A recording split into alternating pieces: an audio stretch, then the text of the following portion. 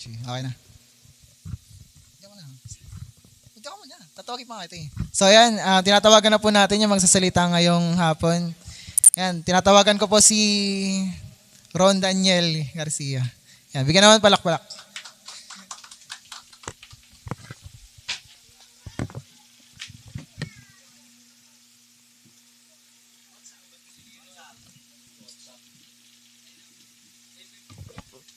Ayan. Woo.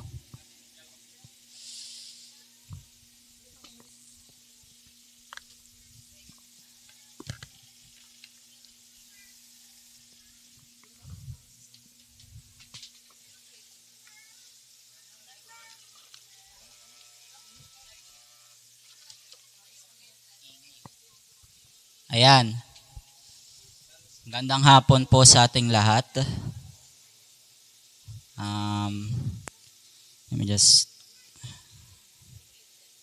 set up ko lang saglit.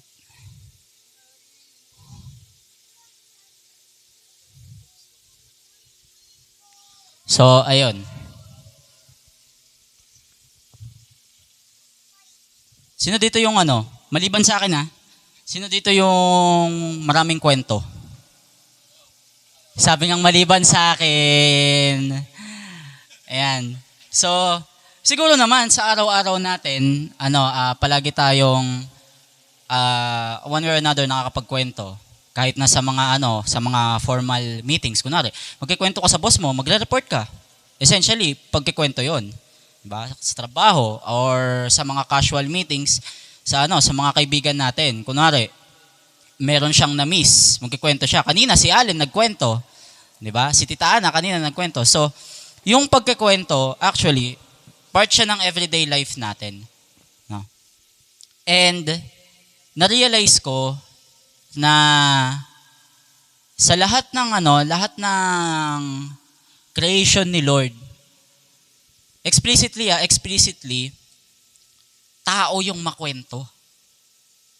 Ang daming kwento ng tao.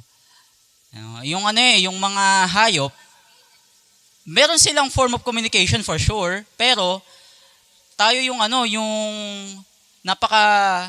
iisang species lang tayo, tao lang tayo, pero ang daming lengguwahe. Yung aso sa Amerika at saka yung aso sa Pilipinas, iisang tahol, di ba? Yung tao, on the other hand, ang dami nating lengguwahe. So, we actually specialize in conversation, particularly, lalong-lalo na kapag nagkikwento tayo. So, that made me thinking, kung tayo makwento, si God paano? Bakit napaka makwento natin? Turns out, upon reading the Bible, si Lord ay considered of a storyteller, kumbaga. Natatandaan nyo ba yung movie na Evan Almighty? Bruce Almighty yung binigay sa kanya yung kapangyarihan ni Lord. Evan Almighty, yung inutusan siyang gumawa ng arko in modern times, yung senador. Merong isang senaryo doon na tuwang-tuwa ako. Yung asawa nung tinawag ni Lord, kasama niya yung mga anak niya sa isang restaurant. Tapos pinapanood niya yung news. Basically, yung asawa niya na inutusan ni Lord na gumawa ng arko, inaasar-asar ng mga tao, minamak siya ng mga tao. At hindi maintindihan nung asawa niya kung ano yung gagawin. Tapos, may dumating na taga-serve sa kanya. Sabi niya dun sa taga-serve, pwede ba akong magpa-refill? Gusto niya magpa-refill pa ng fries. Diner kasi. Tapos, sabi nung mag-serve sa kanya, basically, why the long face? Kumbaga sa Tagalog, bakit ka nakasimangot? Bakit ka malungkot? Okay ka lang ba? Nung una, sabi nung asawang babae, okay lang daw, pero bumigay din siya, sabi niya hindi. Ayan. So, sabi nung nagsiserve sa kanya, bakit? Ayaw namang ikwento nung Pagkasabi nung bakit, yung asawang babae, ayaw niyang ikwento, kasi sabi niya, it's a long story. Ganun. Tapos sabi nung nagsiserve sa kanya, I'm considered a bit of a storyteller myself. Turns out, dun sa movie, yung kumakausap na dun sa asawang babae, dun sa babae, is si God na mismo. Tapos in-explain niya, etc. Ganyan. Gusto ko mag-focus tayo dun sa line na, I'm considered a bit of a storyteller myself. Totoo ba to? Si Lord? Storyteller ba si Lord? Isipin natin na, bibigyan ko kayo ng 3 seconds, isipin. Tandaan niyo yung mga nakalagay sa Bible. Storyteller ba si Lord?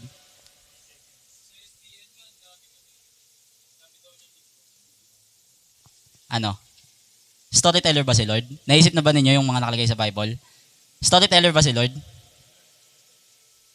So, while hindi explicitly sinabi sa Bible na si Lord ay storyteller, the scripture repeatedly shows him revealing truth, true stories, historical narratives, parables, vision, yung revelation mismo, kwento yun, isang buong kwento yun. Sabi pa nga ni Lord kay John, isulat mo to. Tapos mga nakita ni John dun no? So, ayun. So, sa sa terms natin, si Lord, napaka-masterful niyang storyteller. Bilhin mo ilang libro. Actually, yung Bible, it's composed of multiple books. No? Nakalimutan ko. Basta yun ang definition ng Bible. Ang tawag lang sa Bible natin, the Holy Bible. Pag sinabi mong Bible, ibig sabihin multiple books yung nasa loob nun. Ilang books yung sinulat ni Lord. Tapos hanggang ngayon, nag-survive pa rin. So, I would say, he's made a masterpiece. Simula creation hanggang ngayon. And, by the way, he's not finished. No? Nagtatrabaho pa siya as a storyteller. Now, reveal natin. Paano naging storyteller si God, si Lord? No? God tells stories to reveal the spiritual truth. No? Clearest example nito ay sa Matthew 13:34-35. Basahin natin sa Matthew 13:34-35.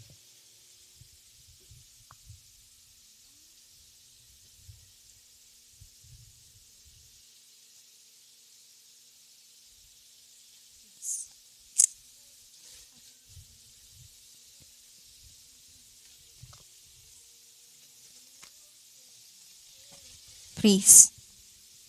Yan, sige. Sa Matthew 13:34-35.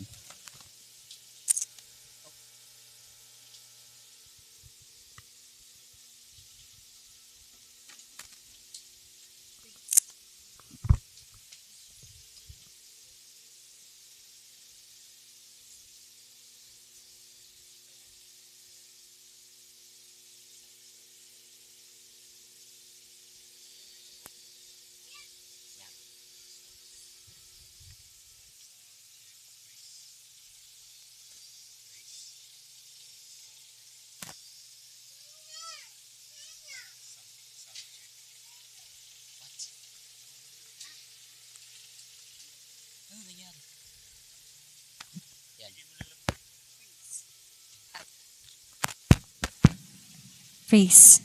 Ayan, Matthew 13:34-35. Okay. Sabi dito, ang lahat ng ito ay sinabi ni Jesus sa mga tao sa pamamagitan ng mga talinghaga.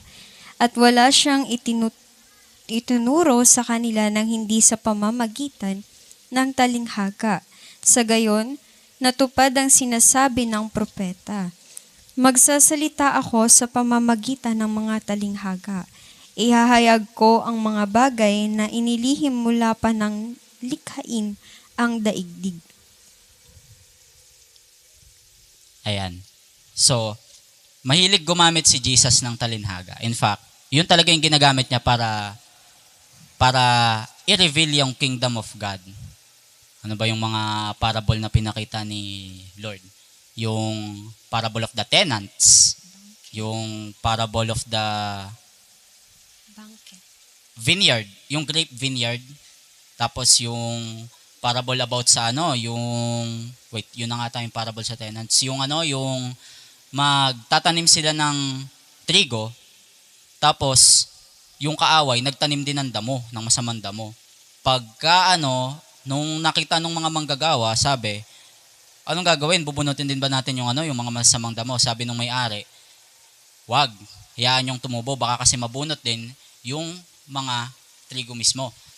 Tapos, kapag huminog na lang, tsaka na lang natin paghiwalayin, tapos sunugin yung mga masasamang damo. So, si Jesus, ginagamit niya yung storytelling to reveal the kingdom of God. Nun. At napaka-evident nun sa multiple stories na pinakita ni Jesus sa atin sa New Testament. Paano sa Old Testament? Actually, sa Old Testament, mamaya madadaanan din natin, kayo mag-alala. May isa pa, ginagamit niya yung storytelling to expose the heart. Yung intention ng puso natin. Basahin natin sa Mark 4:10-12.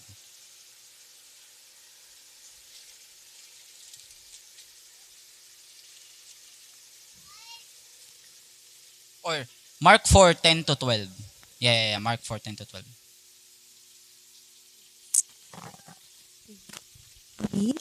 Please.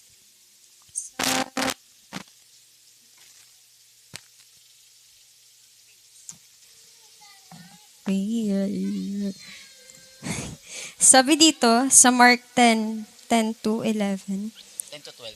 10-12, pagdating sa bahay, ang mga alagad naman ang nagtanong kay Jesus tungkol sa bagay ni ito. Sinabi niya sa kanila, kapag hiniwalayan ng isang lalaki ang kanyang asawa at mag-asawa... Mark 4:10-12 ba yan? Mark 10. 4. Oops, sorry. Mark chapter 4 verse 10-12. Napunta sa asawa, nagulat ako eh. Nang nag-iisa na si Jesus, ng ilan sa mga nakikinig ay lumapit sa kanya kasama ang 12.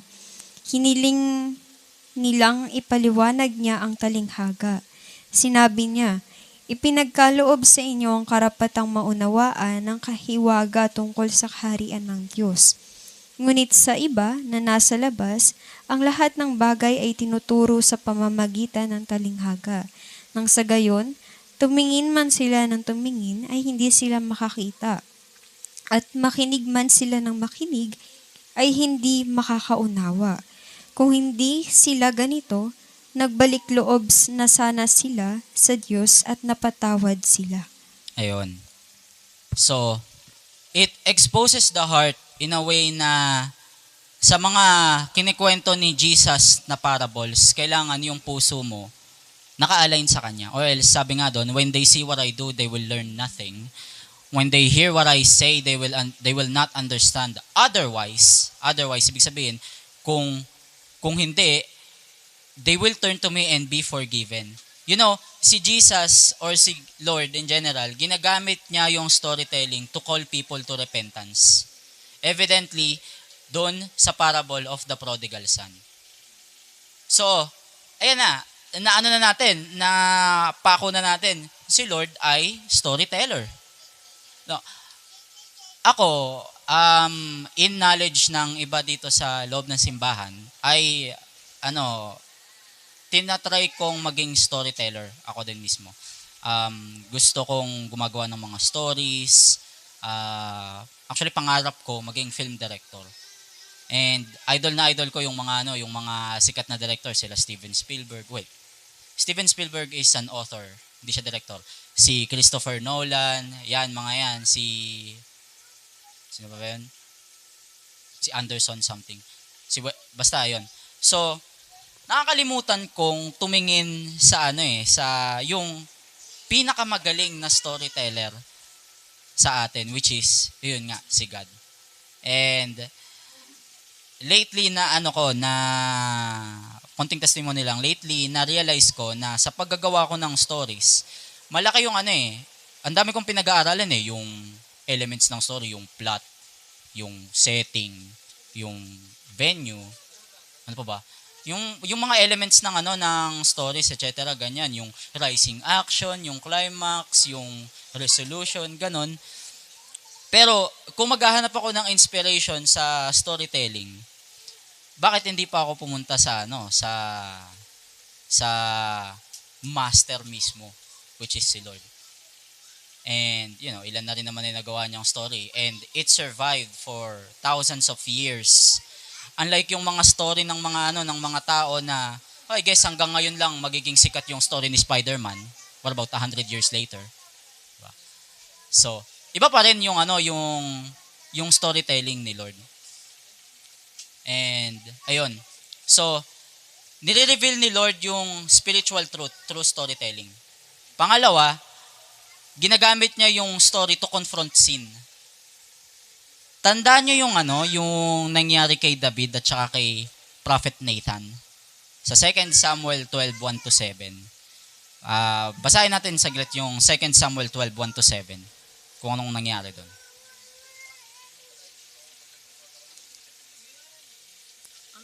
Second Samuel 12:1-7. Isinugo ni Yahweh kay David ang propetang si Nathan. Pagdating doon ay sinabi niya, sa isang lungsod ay may dalawang lalaki. Mayaman ang isa at ang isa'y dukha. Maraming kawan at bakahan ang mayaman. 1-2 lang. Ay, ilang. Samantalang ang dukha ay may isa lamang munting babaeng tupa. Inalagaan niya ito at pinalaking kasama ng kanyang mga anak. Kinakalong niya ito parang anak na babae. Isinasalo sa pagkain at pinapainom. Minsan, may manlalakbay na naging panauhin ng mayamang lalaki. Sa halip na sa kanyang kawan kumuha ng hayop na papatayin, ang kaisa-isang tupa ng dukhang iyon ang kinuha ng mayaman, at iyon ang hinihanda niya para sa kanyang panauhin. Napasigaw sa galit si David. Saksi si Yahweh ang Diyos na buhay. Dapat mapatay ang taong iyan. Kailangang magbayad siya ng 4 na beses sa kanyang ginawa sapagkat inapi niya ang dukha. Sinabi ng agad ni Nathan kay David, ikaw ang lalaking iyon. Ito ang ipinapasabi sa iyo ni Yahweh, ang Diyos ng Israel. Ginawa kitang hari ng Israel, iniligtas kita mula sa mga kamay ni Saul. So, take note yung sinabi ni Nathan doon, ni Prophet Nathan. Ito ang pinapasabi ni Yahweh. Ano yung pinapasabi ni Yahweh? Yung buong kwento about doon sa mayaman na kinuha yung lamb nung mahirap. So, to accuse or to confront David of his sin, ginamit ni Lord yung simpleng kwento na yon. Kasi anong sinabi ni David? Ano yung sinabi ni David? Saksi ang ano? Ano yung sinabi ni David doon? Saksi si Yahweh, ang buhay, ang Diyos na buhay. Dapat mamatay ang taong iyan. Ayun. Saksi ang Yahweh, ang Diyos na buhay, dapat mamatay ang tao na yan. So dun sa maliit na kwento na yon, nagpass si David ng judgment. Tapos anong sinabi ni Nathan, ni Prophet Nathan? Ikaw ang lalaking iyon. Ayun lang. Ito ang Nagpass ng judgment si David nang hindi niya alam, siya pala yung tinutukoy. So God uses storytelling to confront sin. No? The story exposed David's sin, no, with Bathsheba more powerfully than a direct accusation. Di alam ni David eh. Anong klaseng story to? Alam ni David, hindi siya yon. So, nagpass siya ng judgment. Na-confront ngayon yung kasalanan ni David. Basahin natin yung Hebrews 4:12-13.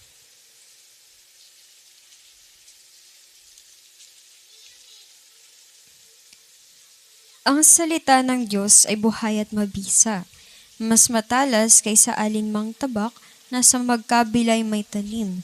Ito'y tumatagwas maging sa kaibuturan ng kaluluwa at espiritu. Ang mga kasukasuan at buto at nakakaalam ng mga iniisip at binabalak ng puso. Walang nilalang na makapagtatago sa Diyos. Ang lahat ay hayag at lantad sa kanyang paningin, at sa kanya tayo magsusulit ng ating mga sarili. Ayun. Sabi, nothing in all creation is hidden from God. For the word of God is alive and powerful.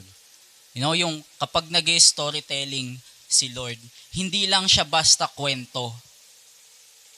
Nakatatawa ako tuloy sa word na kwento. Napakalapit niya sa word na kwenta sa Tagalog. Kung baga, a long story short, yung mga kwento ni Lord, ang laki ng kwenta. Napakahalaga, in fact, ng kwenta ng mga kwento ni Lord. Diba? Nothing in all creation is hidden from God. Sabi dito, it is sharper than the sharpest two-edged sword, cutting between soul and spirit, between joint and marrow. Alam niyo yung marrow? Yung gitna ng ng buto. Bang sarap nun sa bulalo. Yun. So, ganon kalakas yung mga salita ni Lord. Yung nagkikwento lang siya, kala natin, ganun lang, nagsabi lang siya ng parable, whatsoever. Napaka-powerful ng mga yon.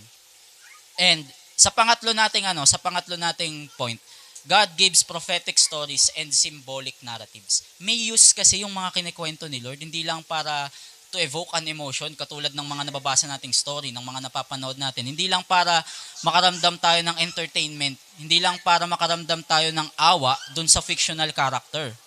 Yung mga kinikwento ni Lord, may kahalagahan, may katotohanan. Hindi siya fiction. Alam nyo, natatawa ako, kapag pumunta ako ng National Bookstore, kapag titingin ako ng mga libro, meron dong 3 malaking category.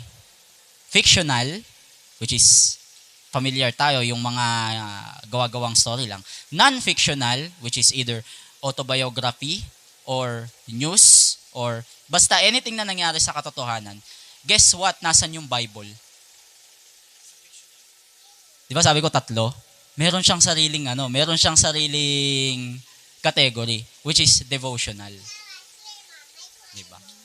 Nung nakita ko yun, sabi ko, di ba dapat nasa non-fictional yung Bible?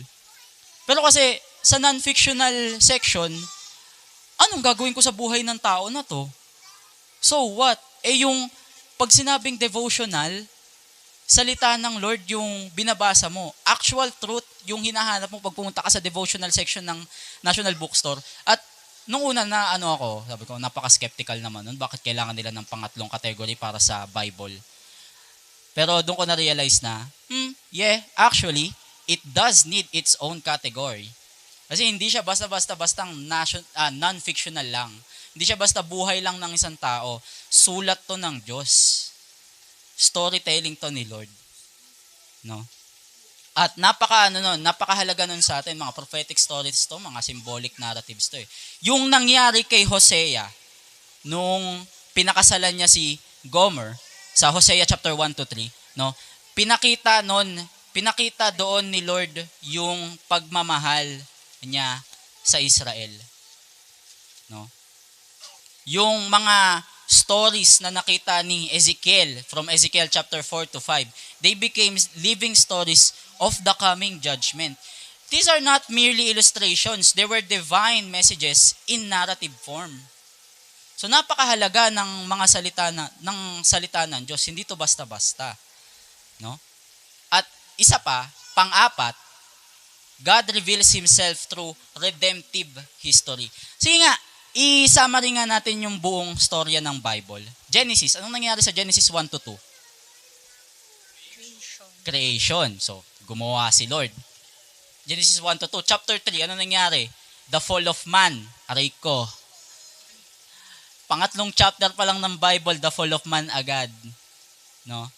So, Genesis 1-2, creation. Genesis 3, the fall.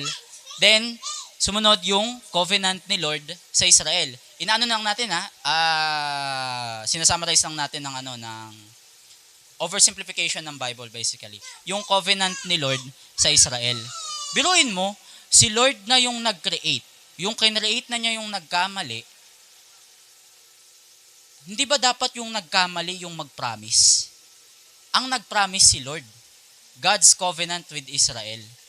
Kapag ka nagkamali ka sa boss mo, anong sasabihin mo sa boss mo? I will try to do better next time. Pero kasi alam ni Lord, di natin kaya yun eh.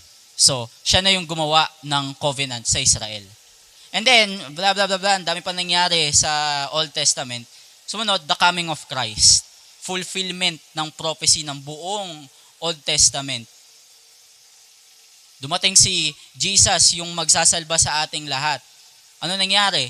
The cross and the resurrection. Namatay, nilibing, at nabuhay muli. No, he overcame death itself. No? Tapos tinawag niya yung church. Tinawag niya tayo para yun doon ako nalulupitan eh. Tinawag niya tayo para maging katulad niya. Storyteller si Lord. Sa storyteller din yung yung basically na tawag niya sa atin. Gusto niyang ipalaganap natin yung word of God. Yan. Tinawag niya yung church and then nagbigay siya sa atin ng bagong pangako sa Revelation, yung bagong pag-asa, yung pag-asa na pinangahawakan natin hanggang ngayon. Hanggang sa future, whatever. Yung pag-asa na yon, yung minsan kung babasahin mo yung Revelation, what? Napaka dami namang symbol dito. May dragon. Sa Revelation may dragon. Pero as I said, sabi nga dun sa sa Mark 4:10 to 12, you are permitted to understand the secret of the kingdom of God, but I use parables for everything I say to outsiders. So, tayong mga anak ng Diyos, minsan nakakatakot man tingnan yung Revelation, pero don't misunderstand the Lord. Ito yung hope na pinangahawakan natin. Yun, daming detalye nakasulat sa whiteboard. Nakasulat pa ng pula yan. Galit na galit. So, God reveals Himself not merely through propositions, no? Propositions yung parang, ganito gagawin. Ganito gagawin. Ganito yung papangako sa'yo. Hindi lang siya puro pangako. 'Di ba? Sabi ko dito, pangako. Si Lord yung nagbibigay sa atin ng reassurance. Hindi lang enough yung reassurance para sa kanya. Meron ding mga ginagawa si Lord at meron din siyang mga ginawa noon in history, no? God reveals Himself through His acts in history. Yung every time sa Old Testament, pinapasabi ni Lord sa mga Israel, huwag ninyong kakalimutan yung ginawa ko sa inyo sa Ehipto. No? Tapos ano pang sabi ni Lord? Ikwento nyo to sa mga magiging anak ninyo at sa mga magiging apo ninyo at sa mga magiging anak nila through generations. No? So, let it be proof na na si Lord paulit-ulit, may kwenta yung kwento niya at panghawakan natin yun. Sabi sa Romans 15:4,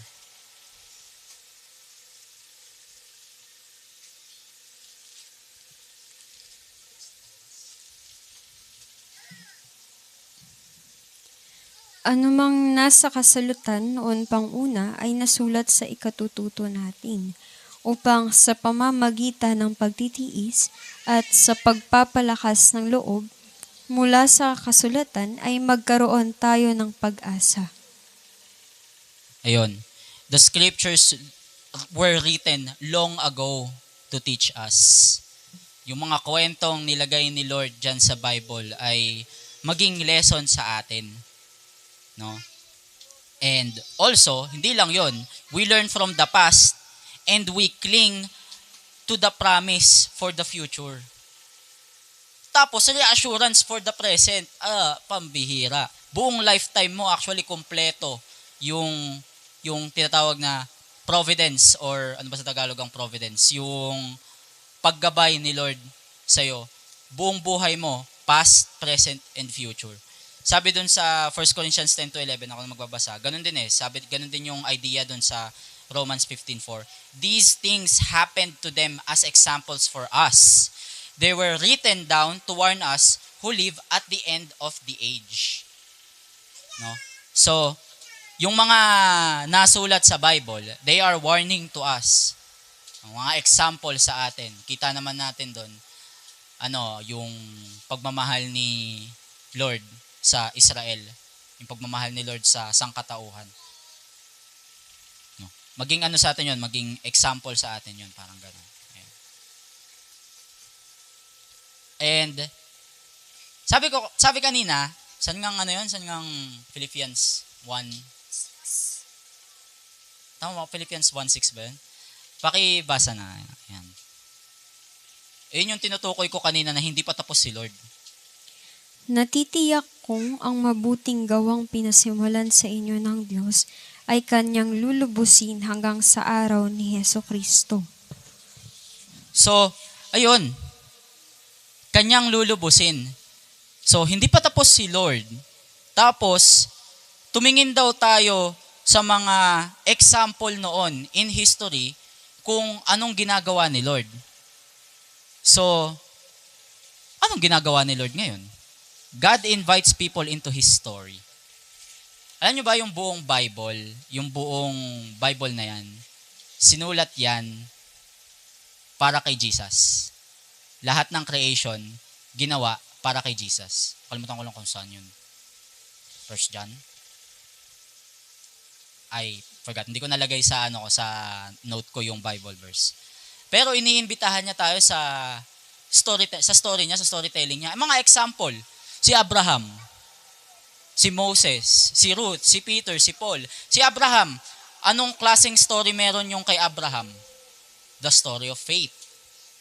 Bakit? Sabi dun sa sa Genesis 12, sa Genesis 12, 1 to 3, sabi ni Lord kay Abraham, "Go from your country and I will make you a great nation."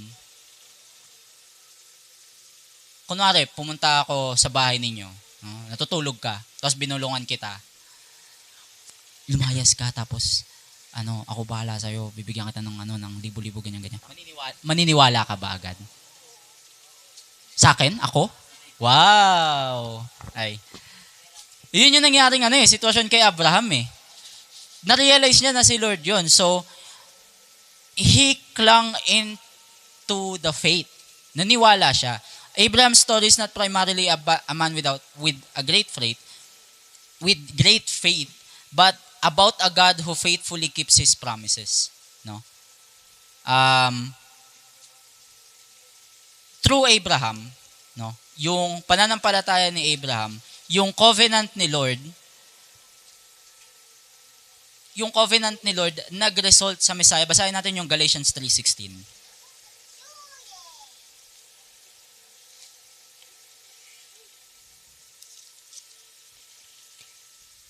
Ngayon, nangako ang Diyos kay Abraham sa kanyang supling, hindi sinasabi, at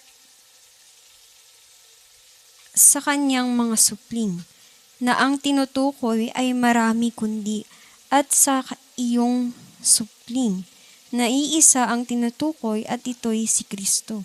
Ayun. So yung covenant ni Lord kay Abraham, ultimately nag-lead yun sa Messiah, kay Jesus. No? So, lesson natin doon, si Lord, tumatawag siya ng mga tao na pagkatiwalaan siya. Tapos, in turn, nasusulat yon sa story ni Lord. Pangalawa, si Moses. The story of deliverance. Ano ba natatandaan natin ginawa ni Moses? Let my people go. Palagi niya sinasabi sa yung cartoon, let my people go. Ayan. So, dun sa story ni Moses, unlikely leader siya eh. No? Una sa lahat, tinakbuhan niya yung responsibilidad niyang pumatay siya ng tao. He was gone for a long time, Fugitive siya. At pangalawa, iniisip din niya sa sarili niyang hindi siya sapat kasi uutal-utal nga siya. No? Pero tinawag siya ni Lord. Sabi sa Exodus 3:12, I will be with you. Parang ito yung Bible verse na, anyway, basta yun. Sinabi niya sa Exodus 3:12, I will be with you. Through Moses, God delivered Israel from slavery, gave His law, and then led His people toward the promised land. So, through Moses, inimbitahan ni Lord si Moses na gawin yung mga bagay na to na gustong mangyari ni Lord. So, He invites us to deliver. He invites us to have faith. He invites us to deliver. Yung story ni Moses, the story of deliverance. Ayan.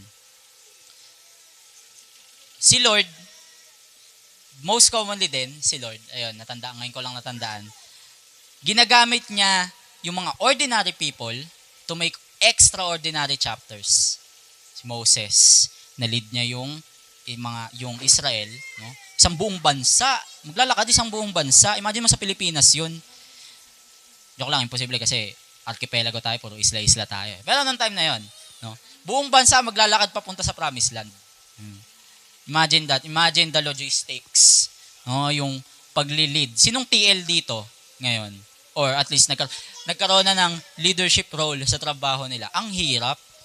Magre-report ka sa higher ups mo. May responsibilidad ka sa ano mo. God writes extraordinary chapters through ordinary people. Hindi man natin nakikita yung potential ng bawat isa sa atin, or actually, yung di man natin nakikita yung potential sa sarili natin. Si Lord nakikita niya yung mga infinite possibilities kung susunod tayo sa story niya. No?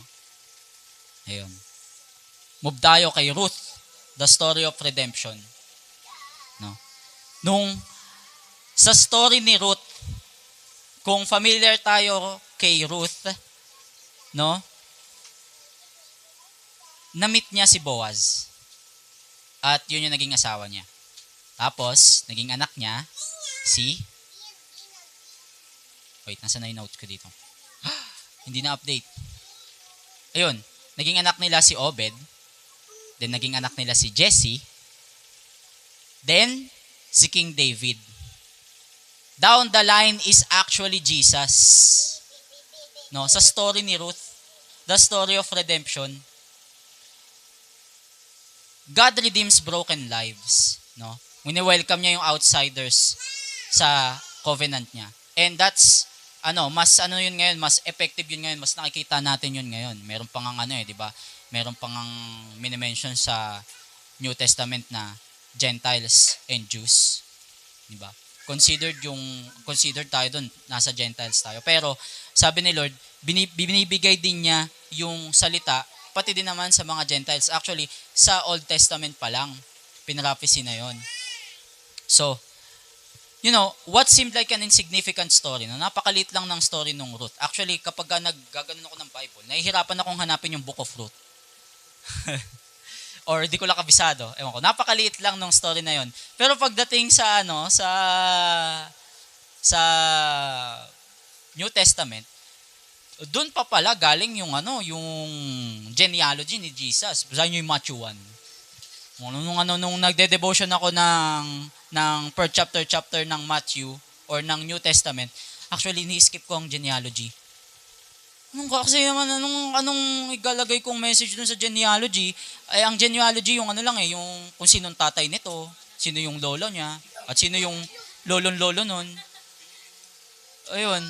Pero doon ko na-realize na napaka-importante nun kasi from seemingly insignificant story, no, became a part of God's plan to bring the Savior.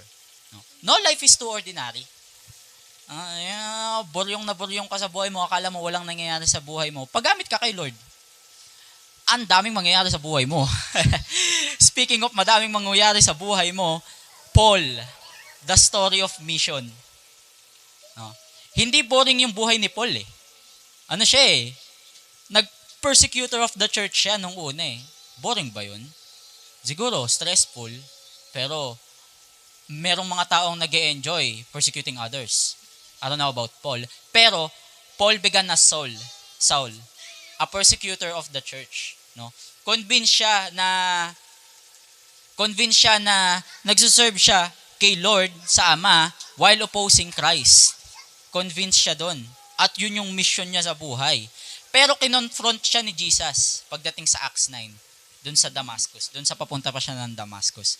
And from that moment, napalitan yung buhay ni Paul. Nagpagamit siya kay Lord. No? Yung buhay niyang taliwas na taliwas sa will ni Lord, biglang naging align na align at naging mission niyang ipakalat yung word of God sa mga Gentiles. No? His letters now make up the significant portion. Ang dami niyang sinulat sa New Testament, yung mga epistles doon, yung simula Acts, simula Acts, ang dami niyang sinulat doon sa mga iba't ibang simbahan, sa mga Romans, sa mga taga-Corinthians, sa Ephesus, etc., sa Philippians, ayan. God's grace transforms enemies into ambassadors. No, kung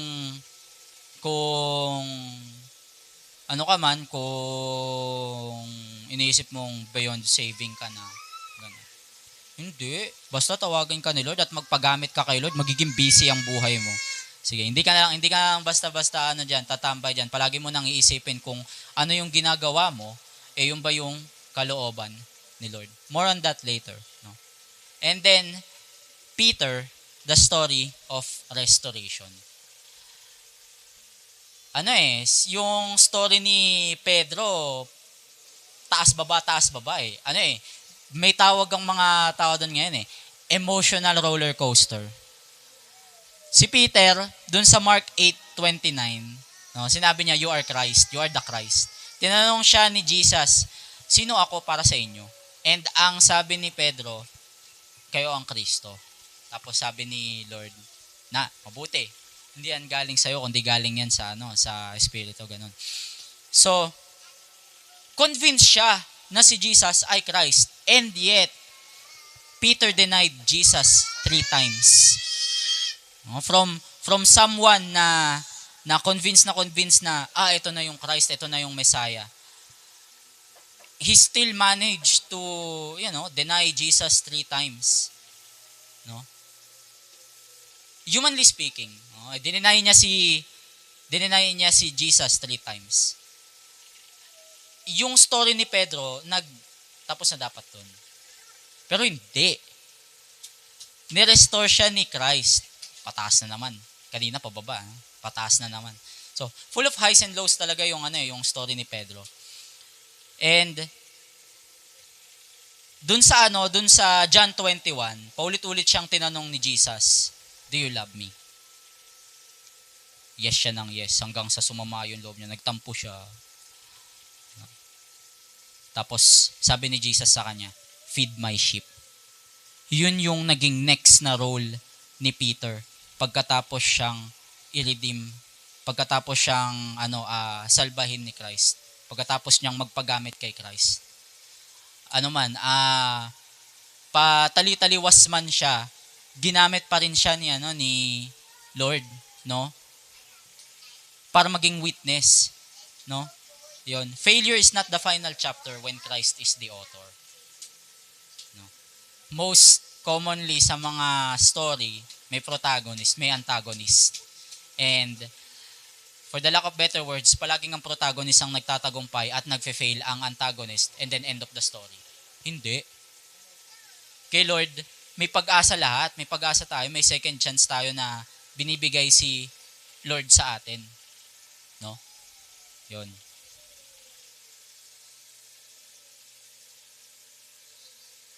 So, mula sa story sa Bible, sabi dun sa Philippians 1:6, lulubusin daw ni Lord yung paggawa sa atin. Hindi pa siya tapos sa ginagawa niya.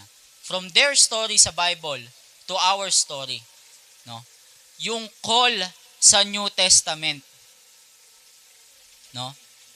Dun sa sa Acts 1:8, yung nangyari sa mga disciples.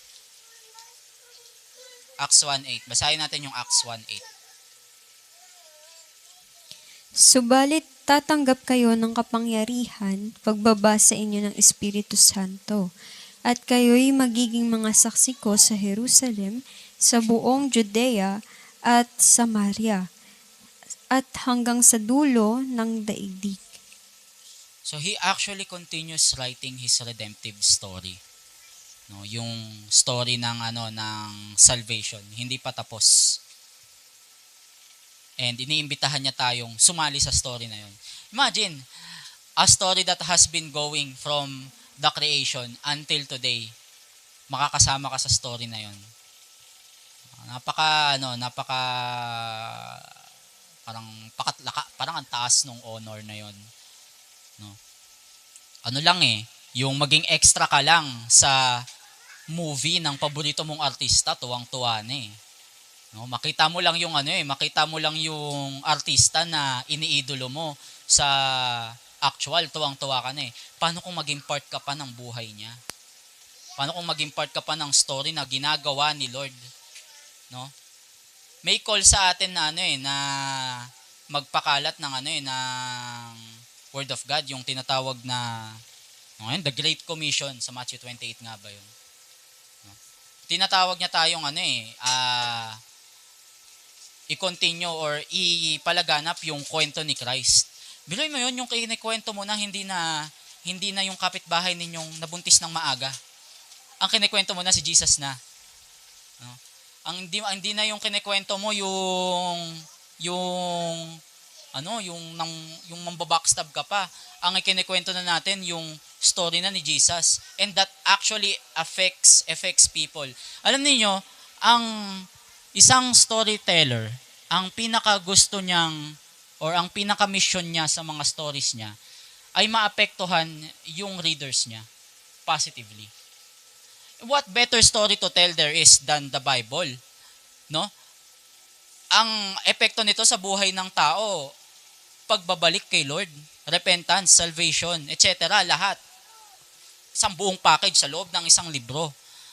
What better story there is to tell than this? No? Yun nga, sa Matthew 28:19-20, yung The Great Commission. No, yung pattern na to, consistent throughout the scripture eh. God writes the story. He invites ordinary people into it. And then, sinesend niya yung mga tao na inimbitahan niya kung ano yung gusto niyang mangyari. At yun yung lugar natin sa story ni Lord na ginagawa niya. Yun yung lugar natin. We are not called to invent a new story. Gawa-gawa ka pa ng story. Minsan yung napaka-exaggerated pa ng story na ginagawa natin. Mag-witness na lang tayo sa isang pangyayari, dinadagdagan pa natin ng kung ano-ano. No, we're not called to do that. We're not called to invent a new story. What we're called to do is faithfully live in and proclaim the greatest story ever told, the gospel of Jesus Christ. Sa pag-aaral ko ng storytelling, ito yung ini-strive ko eh. Yung maipakita yung greatest story ever told. And I bet ito din yung minimithi ng mga storytellers of our time ngayon. And now we know kung ano yung greatest story na yun, at yun yung gospel of Christ. No? So bakit gumagawa ng mga stories si Lord? No? To reveal the truth. No, yung kanina, to reveal the truth, to confront sin, to teach wisdom, and display His character and saving work. Basahin natin yung Luke 24:27 actually.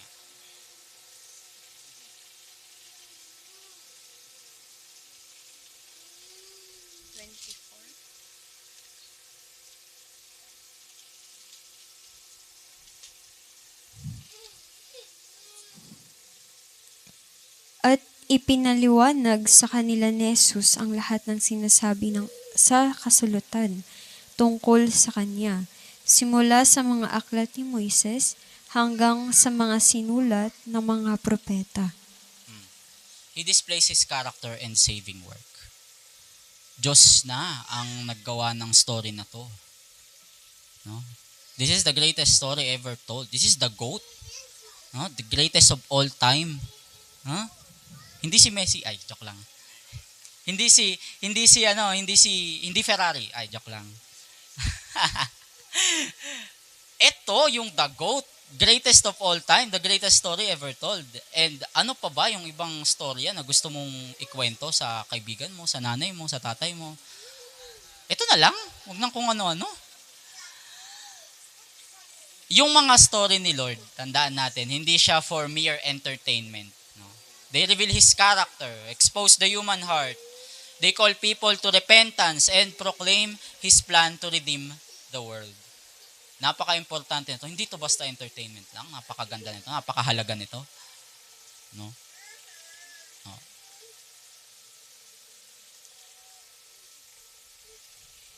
So, sa importance na to, as a storyteller, yung tinatawag tayong maging storyteller, proclaiming the word of God. Napaka-importanteng trabaho nito because they preserve the truth, shape identity, and invite people into God's word. No? And etong mga story na to, mabuting ito yung mga mabuting ito yung mga kinikwento natin kasi na-advertise siya sa mundo na-advertise siya sa mga nasa paligid natin. Hindi lang, storytellers does not merely tell stories through their words. Hindi lang ikaw basta-basta nagkikwento. Kung paano ka mamuhay, you're actually telling a story. No? Kung tinawag ka ni Lord at nagkikwento ka, no, nagsasalita ka ng mga bagay na galing sa Biblia, kung ang pamumuhay mo naman hindi yun ang ikinikwento. No. Sa communication meron dalawang way of communication eh. Yung non-verbal at saka verbal. And ang mga tao, ang mga wise men, they believe that non-verbal communication takes up most of our communication. Mas maraming beses nating naggamit yung non-verbal communication kaysa sa verbal communication. So, importanteng yes, maituro natin yung Word of God. Importanteng maikwento natin yung mga nasa Biblia to raise a godly generation. Importanteng maipasa natin yon. Most importantly din naman na makita sa buhay natin yung mga nakasulat sa Biblia. No? And this will preserve God's mighty works. Sabi sa Psalm 78:4.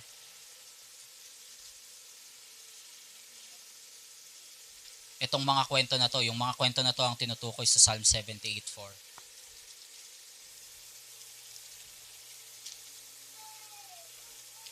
Sa sarili naming anak, ito'y hindi ililihim.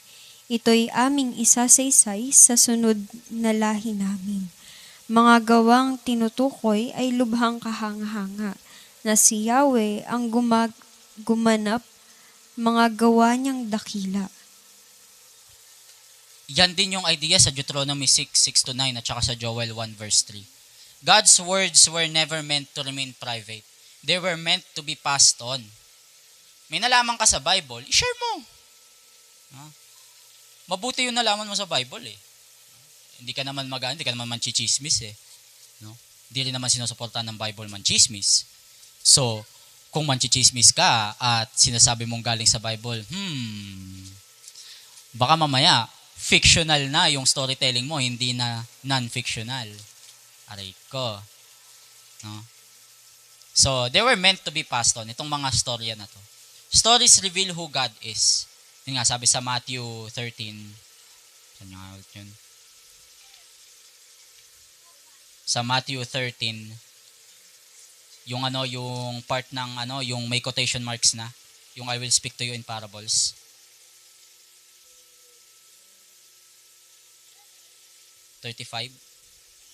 Matthew 13:35. Yung dulong sentence. Yan. I will speak to you in parables. I will explain things hidden since the creation of the world. So sa mga storya na to, nire-reveal ni Lord kung sino siya. No?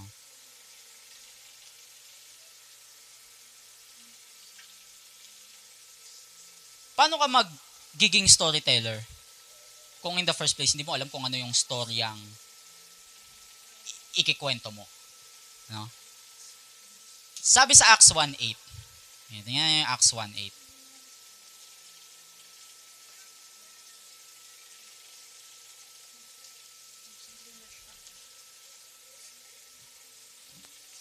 Subalit tatanggap kayo ng kapangyarihan pagbaba sa inyo ng Espiritu Santo, at kayo'y magiging mga saksi ko sa Jerusalem, sa buong Judea at sa Samaria, at hanggang sa dulo ng daigdig. You will be my witness. You will be my witness. Punta tayo ngayon sa 1 John 1:1-3. Anong ginawa nila, anong ginawa ng mga disciple? Sumusulat kami sa inyo tungkol sa Kanya na sa simula pa'y siya na ang salitang nagbibigay buhay. Siya ay aming narinig at nakita, napagmasdan at nahawakan. Nahayag ang buhay na ito, nakita namin siya, at pinatotohanan namin at ipinapangaral sa inyo ang buhay na walang hanggan, nakasama ng Ama at nahayag sa amin. Ipinapahayag nga namin sa inyo ang aming nakita at narinig upang makasama kayo sa aming pakikiisa sa Ama at sa Kanyang Anak na si Jesucristo. So, a witness tells the true story of what they have seen, heard, and experienced. Na-witness nila si Lord at sumulat sila truthfully accordingly sa mga nakita nila. And these are stories na again, napakahalaga, napaka-importante sa buhay ng tao. Now, our calling is to tell His story faithfully. Last na to, actually. Wow. Bilis ng oras. Our calling is to tell His story faithfully. Yung nga, i-summarize natin ulit yung buong Bible. Humanity was created by God. Creation. Sin brought separation. The fall. Nagkasala ang tao. Jesus died, nilibing, and then rose again. That marks the salvation sa tao. He offers forgiveness and eternal life. And then He will return to make all things new. So, etong maliit na story na to, yung ikwento natin, di lang natin basta-basta ikwento natin faithfully. Kung kapag sinabing faithfully,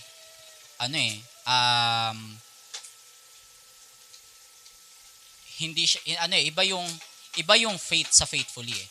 Yung faith, pananampalataya. Yung faithfully, pagiging totoo. Totoo dun sa storyang isinulat. Totoo dun sa storyang isinulat na ikikwento natin sa ibang tao naman. When we evangelize, preach, or share our testimony, hindi tayo nag-imbento nga ng sarili nating storya. Faithfully nating nire-retell yung story ni Jesus sa ibang tao. Sabi dun sa 2 Timothy 2:2, entrust the message to faithful people.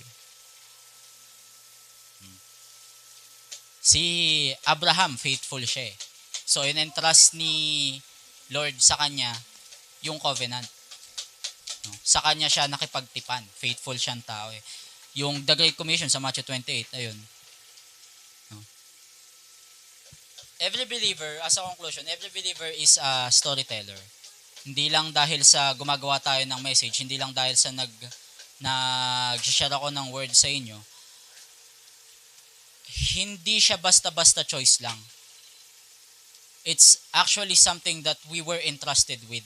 Nakalimutan ko lang yung verse na yon, pero ang pag-share ng word of God is actually a privilege. Ang Tagalog ng privilege? Saan nga ang verse ulit yun? Philippians 1. Pakibasa na lang. Salamat. Sa Philippians 1:29, dahil ipinagkaloob niya sa inyo, hindi lamang ang manalig sa Kanya, kundi ang magtiis din naman alang-alang kay Kristo. Ayun. So, it's a privilege to share the Word of God. And, faithfully natin tong ikikwento ulit sa mga kaibigan natin, sa mga nasa paligid natin, sa mga magiging anak natin kung magkakaanak man. No?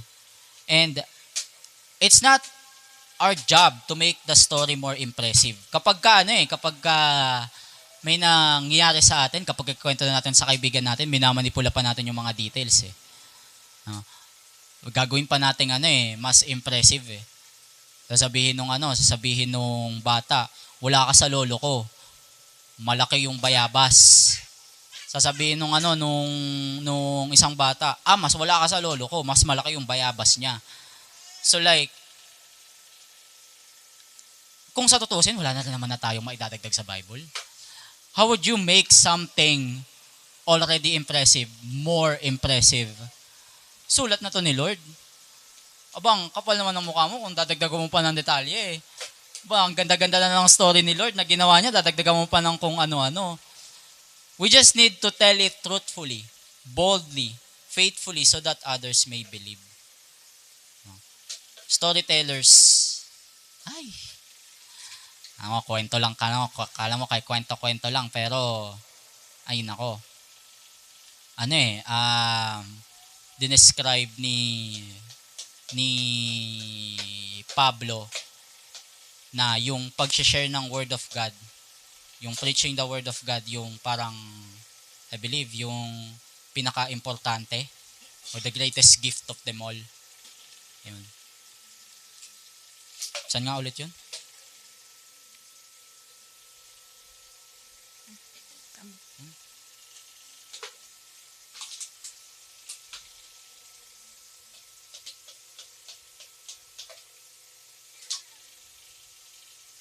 Sa 1 Corinthians Ayun, 14. Sige. Pagkamithiin ninyo ang pag-ibig, hangarin ninyo ang mga kaloob na espiritual, lalong-lalo na ang makapagsalita ng mensahe mula sa Diyos. Yun, lalong-lalo na. No? As ending, basahin natin yung Romans 10:14 to 17.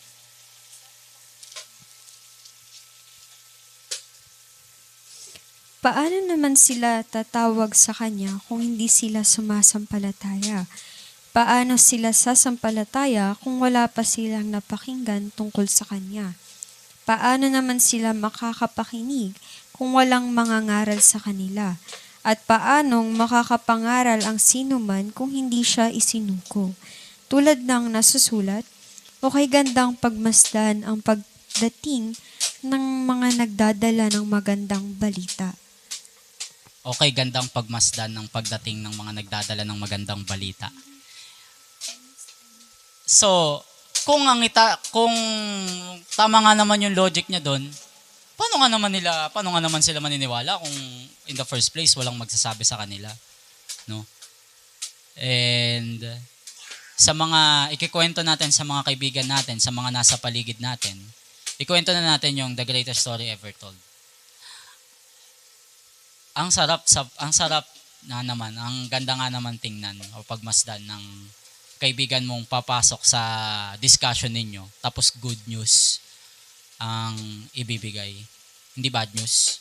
Or, hindi lang basta good news good and true. Totoo. No? Yung nakakapagbigay ng ligaya sa atin. And, maging ganun din tayo. Huwag tayong yung basta-basta lang magkwento ng kung ano-ano. Magbibigay tayo ng advice sa kaibigan natin galing pa sa buhay natin. Gamitin na natin yung sa Bible or hindi galing sa buhay natin, galing pa sa sa mga idea ng mundo.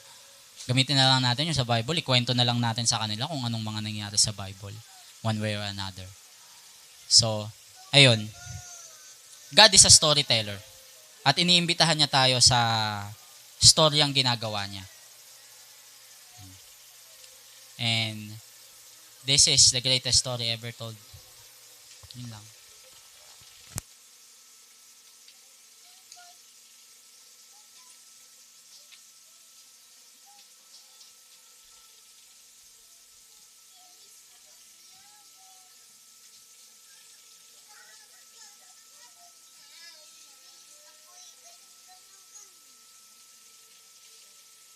Hello.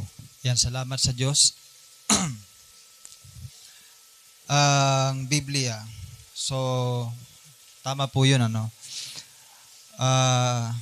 si Jesus din kasi ang may sabi na sabi niya sa Mark chapter 8, kapag ikinahiya niyo ako sa harap ng mga tao, o kapag ikinahiya niyo ako, ang sabi ng Panginoong Yesus, I think nasa Mark chapter 8 verse 34 yata yan.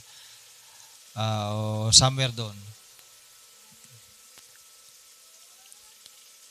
Kapag ikinahiya daw natin siya sa harap ng mga taong ito at mga makasalanan, ay ikakahiya din daw tayo ng Panginoon sa harap ng kanyang mga anghel pagdating niya.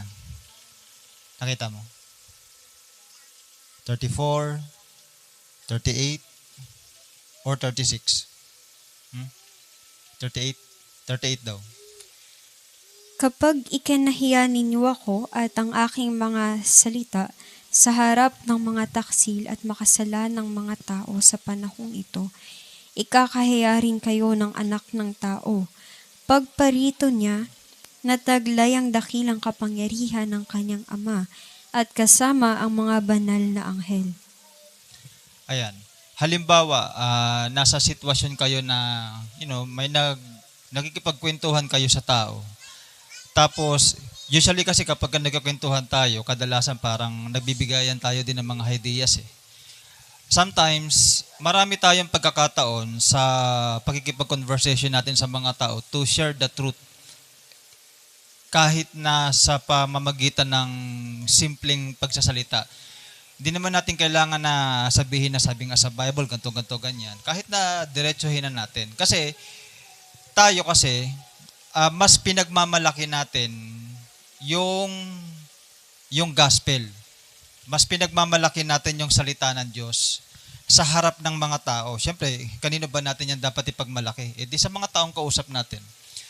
So, hindi mo kailangan sabihin na etong sasabihin ko sa'yo, galing to sa Bible. Kasi yung casual talk, di naman kailangan yun eh. Sabihin mo lang na ito yung sa'yo, ito yung idea mo. Okay? Maliban na lang kung magtanong ka, ay, maganda yung punto mo, asang galing yan? Yan, di ba? Sometimes kasi kapag meron akong kausap na tao, at alam kong ano siya, unbeliever siya, or hindi naman siya talaga masyado sa mga spiritual matters, lagi ako nag-introduce ng isang idea na galing sa Biblia. At sometimes, sa mga karanasan ko pong gano'n, nakikita ako na yung reaction ng mga tao, parang na-appreciate nila yung gano'n. Parang na-appreciate nila yung magandang salita, magandang idea, kahit pa nasa palagay nila ay opinion lamang yon. Pero napapansin ko, laging madalas nagwi-win o nananalo yung idea ng salita ng Diyos. Okay? Lalo na kapag nagtatagisa ng mga kaalaman sa isang conversation. So tayo, ang ibig ko lang sabihin, kahit na sa mga simpleng conversation natin sa tao, hindi natin kailangang itago yung nalalaman natin. Kailangan sabihin natin, saysayin natin yung mga natutunan natin sa Bible. Okay? So kahit sa mga casual to, kasi kailangan maipakita natin sa mga tao yung salita ng Diyos at ilibnan natin yung epekto nun sa kanila. Kasi wala naman sa kapangyarihan natin kung sila ay magre-response dyan o hindi. Ang importante, nandun yung ating effort na sabihin sa tao kung ano yung katotohanan. At dapat nga, hindi natin yan ikinakahiya. Minsan kasi meron tayong mga part sa buhay natin na parang nahihiya tayong sabihin ang salita ng Diyos. Siguro dahil iniisip natin na dapat formal, parang ganon. Hindi naman kailangan ganon. Kahit nga casual talk lang eh. Kahit casual talk lang. Okay? Ang sabi ni Pablo, bakit hindi niya ikinakahiya ang Word of God? Bakit hindi niya ikinakahiya sabihin yung salita ng Diyos sa mga tao? Kahit sino pa yung kausap niya.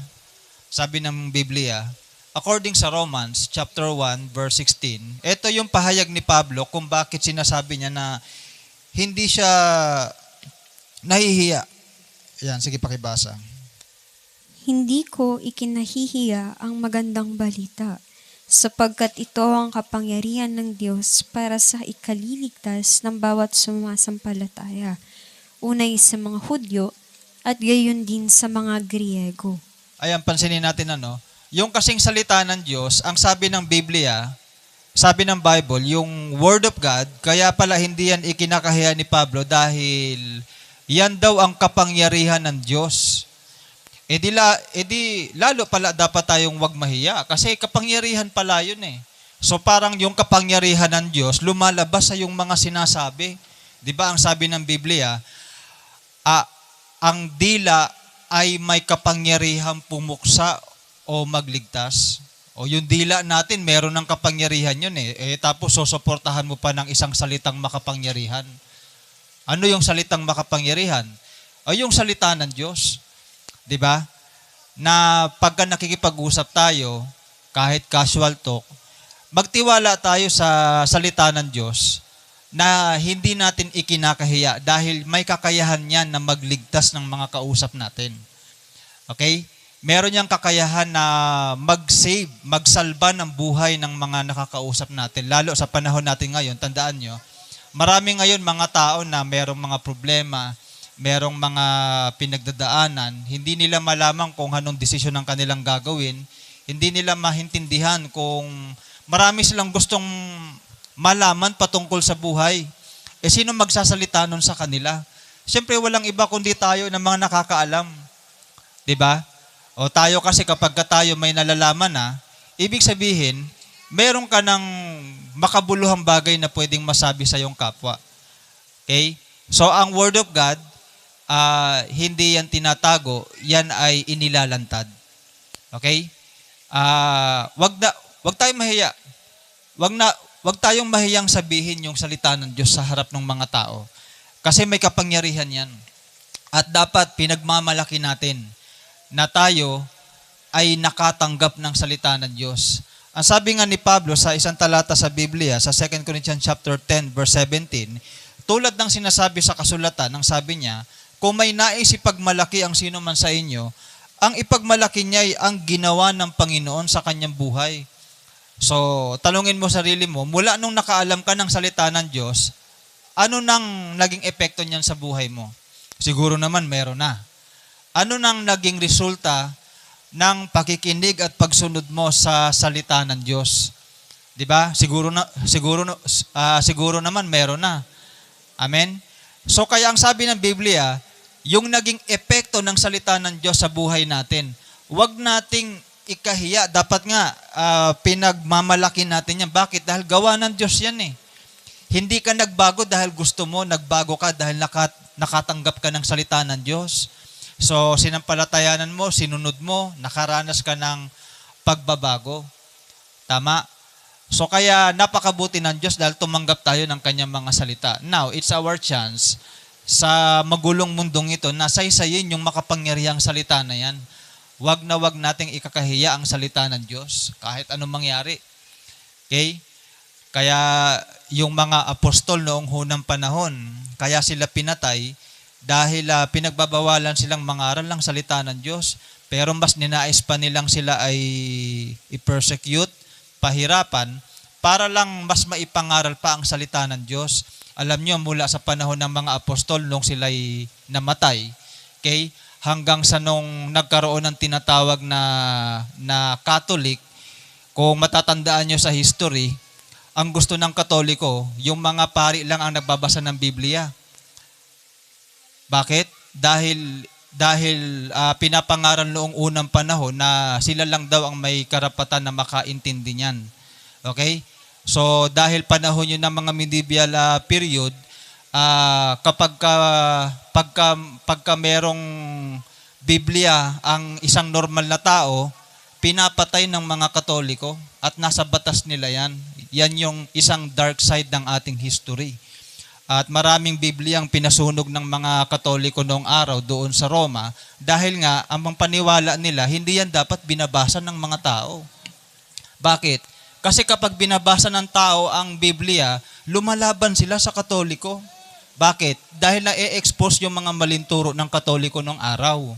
O kaya ang ginawa ng Katoliko bilang solusyon, pinagpapatay nila yung mga tao. Alam nyo ba, ilang milyon ang namatay noong araw dahil lang nagbabasa ka ng Biblia? Dati kasalanan ang magbasa ng Bible. Bakit? Tingnan nyo, si Martin Luther, di ba Catholic yon? Nagbasa siya ng Biblia. Anong una niyang ginawa nung siya'y natuto ng Biblia? Nagrebelde siya sa Katoliko dahil mismo kine-question niya yung turo ng mga Katoliko. Anong ginawa sa kanya ng Catholic? Sinipa siya bilang pari. Kasi pari yun si Martin Luther Sinipa siya bilang pari. Na siya naman pinagmulan ng tinatawag natin ng mga Church Reformation. At ayun na nga, doon na nga nanggaling yung mga simbahan, yung mga tinatawag na mga born again, mga evangelists, mga Baptist, doon na nagmula yun.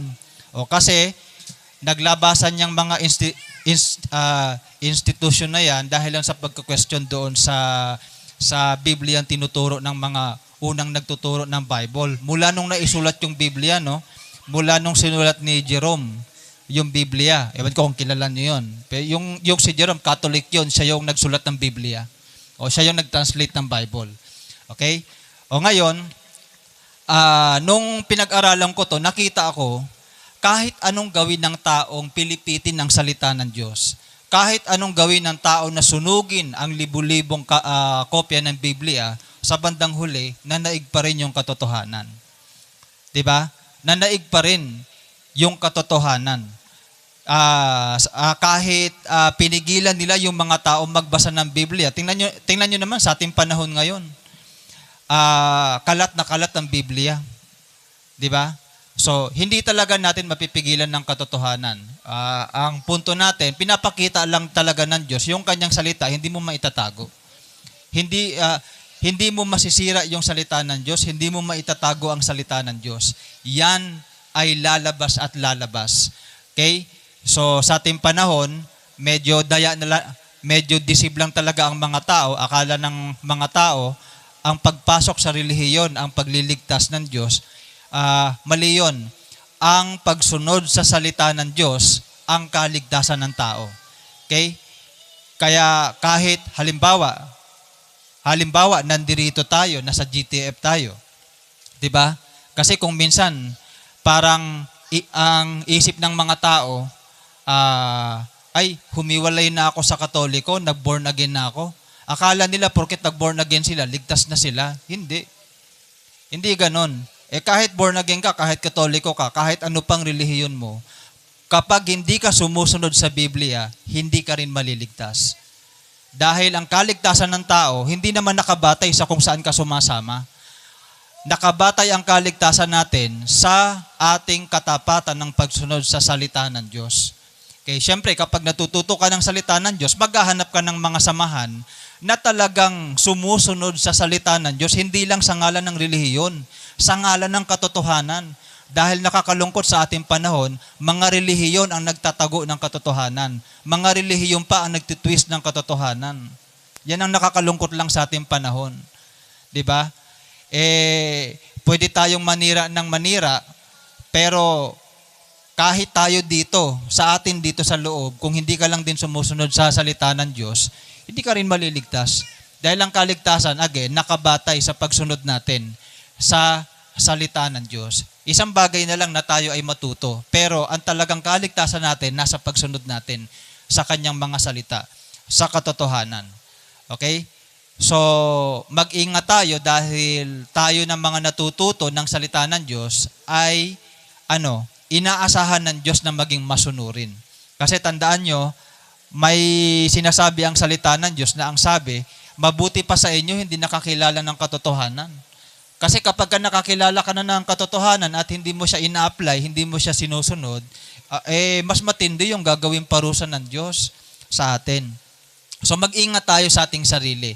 Sikapin natin, ang challenge natin, magbasa ng Biblia, makinig tayo ng makinig ng aral ng Panginoon na nakikita sa Biblia. Okay? At maging wise tayo as a Christian. Bakit? Kasi maraming tao na nagtuturo ng salita ng Diyos, pero mali yung kanilang sinasabi. So kapag mali yung narinig mo, mali din yung maisa sa pamuhay mo. Sayang naman yung pagiging dedicated natin sa Word of God. Kung mali lang din yung pagkakaintindi natin. Okay? So, para sa akin, natutunan ko sa Biblia, basa tayo ng isang talata sa Bible, paano ba dapat natin binabasa ang salita ng Diyos? Paano ba dapat natin yan inaalam? Okay? Ang isang talata sa Biblia na nagsasabi ng ganyan, sa Gawa 17:11, ang sabi rito, mas bukas ang kaisipan ng mga taga-Berea kaysa sa mga taga-Tesalonika. Gustong-gusto nilang makinig sa mga itinuturo ni Pablo. So, anong ginagawa nila? At araw-araw nilang sinasaliksik ang kautusan para tingnan kung totoo nga ang sinasabi ni Pablo. So, nung araw pa pala, ang tao normally nagsasaliksik talaga kung totoo yung sinasabi nung nagtuturo. 'Di ba? O kaya nga, halimbawa kami, nagtuturo kami, pwede nyo kaming saliksikin, pwede nyo kaming tanungin, pwede nyo kaming siyasatin, at may mga kopya din naman tayo ng Biblia. So para malaman kung talaga bang, ito bang tagapagturo na to ay talaga nagsasalita ng totoo. Diba? So pwede naman nating saliksikin. Nakakalungkot lang dahil may mga simbahan na nag-i-impose ng sinasabi nila, ay kahit basahin mo ang Biblia, hindi mo yan maiintindihan. Diba? Never sinabi ng mga apostol yun. Yung mga apostol, ini-encourage pa nga nila eh. Si Paul nga, tuwan-tuwa pa siya na yung mga tinuturuan niya nagsasaliksik ng salita ng Diyos.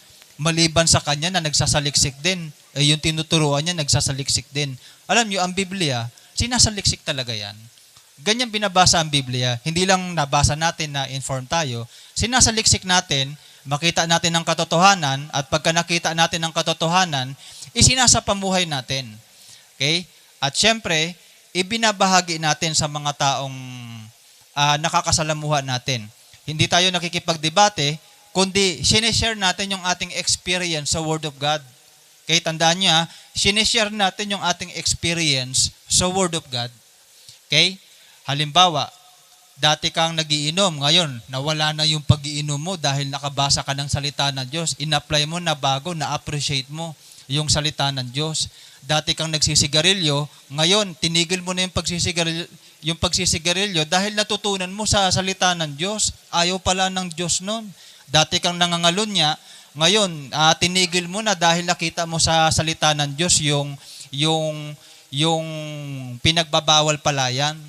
Okay? Marami namang taong binago ang Diyos di ba? Merong mga bakla bumalik sa pagkalalaki. Meron nga nabalitaan nyo ba yung isang bakla na transgender na siya? Transgender na, talaga nagpa-opera na. Nakakilala ng salita ng Diyos. Ginawa niya, talagang binalik niya sa dati yung kanyang pagkatao. Nagpakalalaki ulit siya. 'Di ba? Sinubukan niya ulit magdamit ng panlalaki, umasta ang panlalaki. O ngayon, isa na siyang mangangaral din. I think nasa CCF yata 'yon, kung di ako nagkakamali. So, maraming wonderful story or mga testimony ang mga tao regarding sa kanilang experience sa Word of God. According sa Bible, yun yung ating sinishare. Yun yung ating binabahagi sa mga tao. Hayaan natin na makita nila na may kapangyarihan ng salita ng Diyos sa buhay natin. Dahil tayo naman, meron talaga tayong personal experience pagdating sa Biblia. Kung ako tatanungin niyo, ang isang talagang binago sa akin ng Diyos nung ako'y nagsimulang mag-aral ng kanyang mga salita at nagsimulang sumunod is yung magpatawad ng kapwa-tao. Yan yung talagang pinaka-lesson na talagang, kasi para sa akin, napakahirap gawin nun Yung forgiveness, ang hirap gawin nun. Akala ko dati, magpapatawad lang ako kapag feel ko nang patawarin ka. Natutunan ko sa Biblia, hindi pala ganon. Ang daming magagandang bagay na tinuturo ng Bible na kapag ginawa mo, ma-appreciate mo, magpapasalamat ka sa Diyos, buti na lang natutunan ko to. So kung naranasan mo na sa buhay mo, yun yung isi-share mo. Kaya ko to sinasabi kasi may tao nag-share nga ng salita ng Diyos pero nag-share lang para makapag-debate Nag-share lang para sabing mas may alam ako sa'yo. Yung nalalaman mo, konti lang, sa akin marami. Hindi ganun ang pag-share ng salita ng Diyos. Nag-share tayo ng salita ng Diyos para saysayin sa kanila yung ating experience sa Word of God. Ganyan ang tamang pag-share ng salita ng Diyos. At least, practical na pamamaraan. Hindi kailangan makipag-away, hindi kailangan makipag-debate. Kasabay pa dyan yung what if kilala ka nila, kilala ka sa bahay nyo, kilala ka ng kapitbahay mo, nakita talaga nila yung mga changes mo. Di ba nagbibigay tiba yun na ang salita ng Diyos ay talagang totoo? Tama? So, kapag ka nagbahagi ka ng salita ng Diyos, mas makikinig sila, mas maniniwala sila. Bakit? Kasi nakakita sila ng katibayan sa buhay mo mismo. Tama? Kasi ang mga tao ngayon, alam nyo naman, ayaw nilang bumilib sa Biblia kasi totoo daw ba yan? Parang ganon. Pero pagka nakita nila sa buhay mo, mawawala din yung mga question na yun. Mawawala din yun. Ang importante lang, nakita sa atin yung kapangyarihan ng salita ng Diyos. Okay? So kaya, in-encourage natin ang bawat isa, let us apply the Word of God. Malaking tulong yan at maaari makatulong pa tayo sa mga kapitbahay natin, community natin. Yun lang hindi tayo maging sakit ng ulo ng kapitbahay natin. Malaking tulong na yun Tama? So, hayaan natin baguhin tayo ng salita ng Diyos. So, tumayo po tayo lahat. Panalangin natin na ang Word of God ay patuloy na kumilos sa ating pagkatao. Okay? Hayaan po natin na tayo ay baguhin. Hayaan natin na ang salita ng Diyos ay patuloy na magtrabaho sa ating mga puso. Okay? So, sabi ng Bible, sa Hebrew 4:12,